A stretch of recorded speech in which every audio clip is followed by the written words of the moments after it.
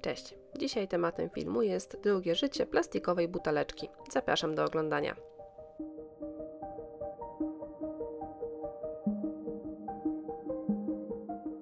Pracę zaczynam od przygotowania wycisków. Foremki wypełniam gesso, dlatego że potrzebuję elastycznych wycisków.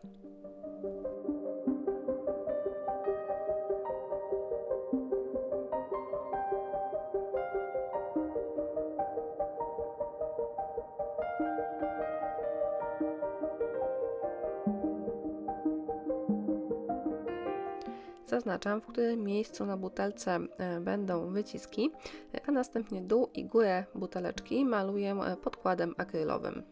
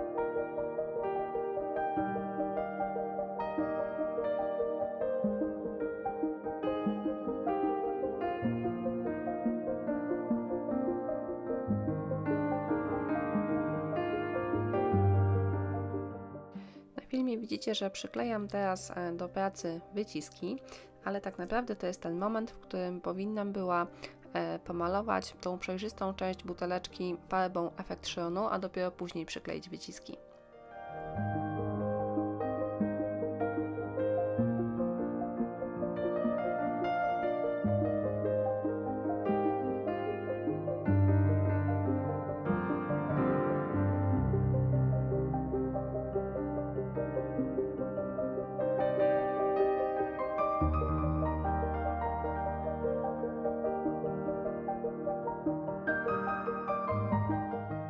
Teraz maluję butelkę efektem szyonu. W tym przypadku kolejność działań nie ma wpływu na ostateczny wygląd, tylko na czas pracy. Po prostu, aby pomalować przestrzenie między wyciskami, trzeba się nieco bardziej pomęczyć.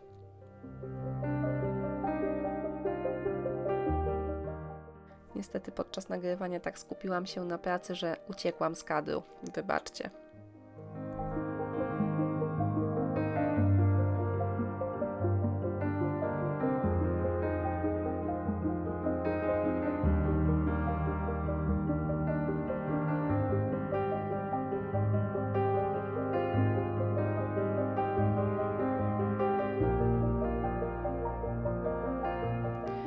Fragmenty pracy, które wcześniej malowałam podkładem, maluję teraz na biało farbą akrylową.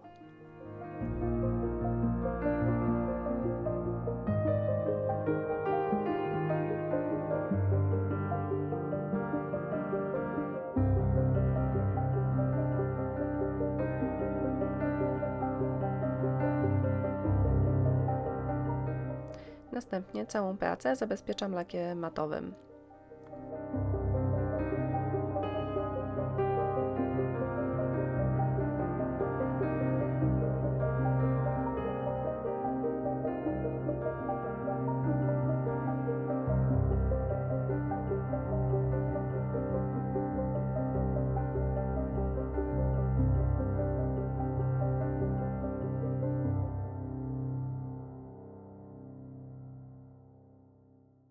Po wyschnięciu lakieru na całą pracę nakładam czarny żel antyczny, nanoszę go pędzelkiem, a następnie nadmiar usuwam wilgotną chusteczką.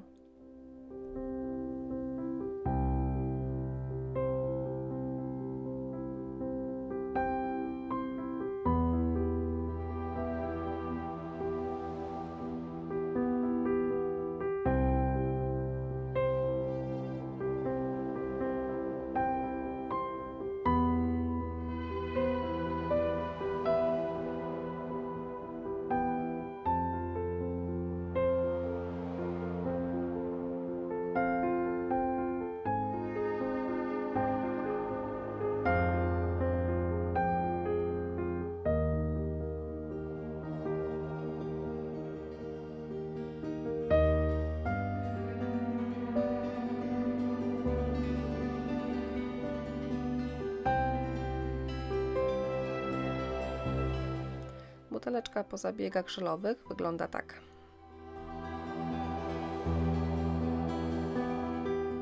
Na koniec doklejam jeszcze tasiemki i koronki na górze i na dole buteleczki.